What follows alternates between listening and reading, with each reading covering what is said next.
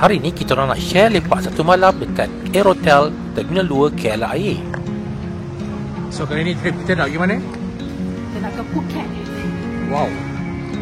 Tapi before that, kita orang check in dekat KLIA dan kita akan overnight satu malam dekat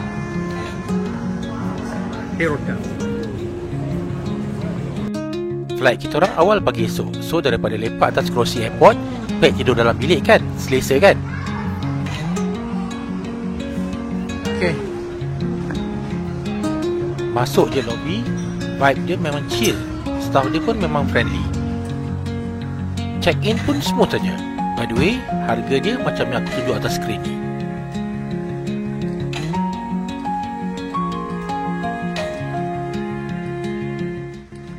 So the long stretch ni, dia berujung sana sampai ujung ni sembunyi bilik. Tapi kita ambil bilik yang besar sikit lah malam ni, because I think our flight tomorrow morning very early. So we need a very good rest tonight. Kita orang punya intention satu je. Esok bangun pagi segar, boleh jalan kaki ke departure gate. Dan tak payah rushing tunggu Grab dekat rumah ataupun tertinggal kapal terbang. Welcome to 306.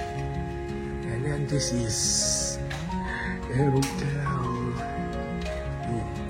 Very nice.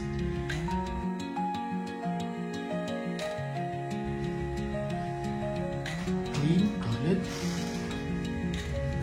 Hello. So shower. Okay, nice. Okay. Bye. Overall tempat ni very convenient, tapi a bit pricey, dan with that price tak ada breakfast pula tu. So kita orang bagi 4/5.